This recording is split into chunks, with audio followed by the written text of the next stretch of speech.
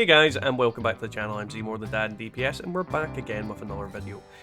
This series, I finally decided to call it Weapons I Wish I Had. This is a series where I go to the new Fallout worlds and use the unlimited crafting in order to make basically any weapon I want, in order to test and see if it is good. Today it's Gauss shotguns, and one that I think would have been one of the best variations of effects. However, we will see how it cuts the mustard.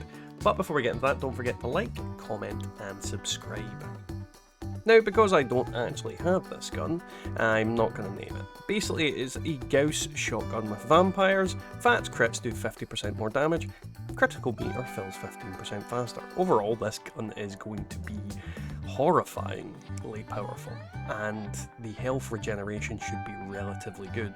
I'm very curious to see how well it does. But yeah, let's get on with it.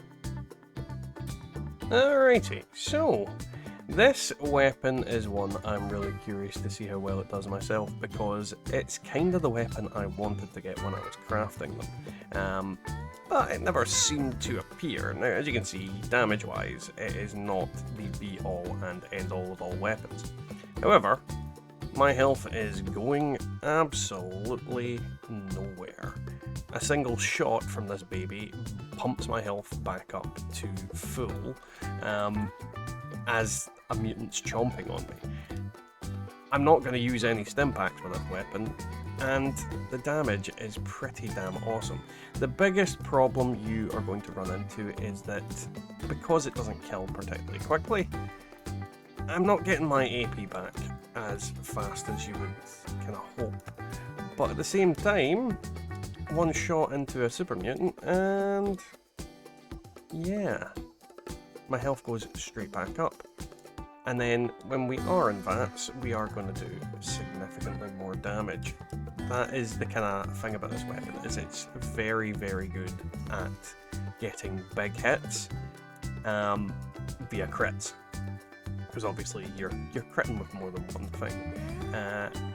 But it's definitely not a weapon that is VATS economic, so you need the right build to go with it. This build is mainly a heavy build, so this weapon is not as fancy with it as I would like it to be. But that's just all it is.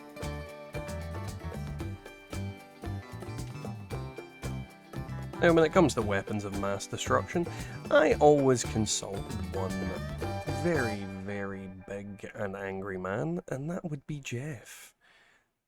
So let's see how Jeff responds to getting shot in the head a bunch of times. Well, he took no damage there, apparently. It's not helping Jeff. Well, as you can see, Jeff is not shrugging off the damage of this weapon too happily. He can't deal any real damage to me, and I think the biggest problem is because some of this weapon's damage is explosive, I'm probably better off aiming at his feet. And as you can see, it's not killing him the quickest, but it's not a damage type weapon, it's a survivability weapon, and it kills him all the same. But the real question is, how's it going to do against the Queen? Well, in normal circumstances, I would avoid fighting the Queen and all her minions at the one go. But with this weapon, and with the build I'm on, I honestly don't have any fear of that whatsoever.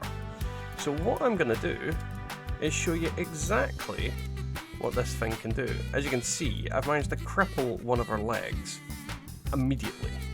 She is not standing a chance in the grand scheme of things.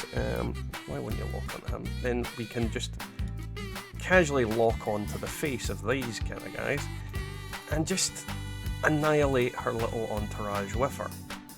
On top of that, the damage I'm doing isn't exactly the greatest damage in the world, but she can't out-damage me, and my health is just getting regenerated back. This is very much a survivor's weapon, and the best way for you to do damage consistently is to get your VATS up, and just VATS crit them. You're going to do a fair amount of damage with it, and in single target, that's where your kind of benefit is. But against groups, you can default to just spamming into the enemy in order to regenerate as much health as possible. And then once you're in a bit of a better position, you can figure out where you want to fire. The bigger problem you've got is that this gun's VATS AP usage is absolute garbage. Unfortunately, it's not a weapon that's great with VATS, and this is the kind of discovery I'm coming to. I honestly think the better version of this weapon, much to my surprise, would probably be the 25% damage while aiming. I think it's going to get a lot more of a benefit out of that overall. And then in the last perk slot, you might benefit more from either a stat or obviously reload speed. So if you're going to be using this weapon, it's definitely not something for damage, but it has its use. And the vampire effect basically makes you nigh invincible. I'm not going to kill her. It's just going to take a little bit too long for me to be interested in it. So as usual, we always venture into daily ops. Now, again, this weapon is not the biggest damage dealer, but then again, these enemies aren't exactly the strongest monkeys in the barrel. Fortunately as well, they all like to group up, so we're going to be able to get some decent damage off into laying into them. Now this is regenerating day, which makes these guys incredibly annoying. And as you can see, if we use VATS to target them, we are pummeling them down relatively quickly, and we are getting some decent crits off. On top of that, didn't use any stim packs, so yeah, this weapon is definitely good for daily ops.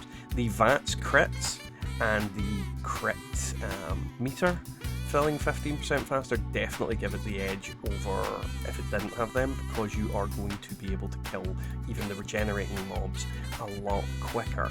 And that's realistically the reason you want to use something like this with the VATS crits, is that if you're in a situation like this, where you just need that extra bit of damage, it's just eking it out a little bit more than some other variants would have. Overall, quite a decent weapon.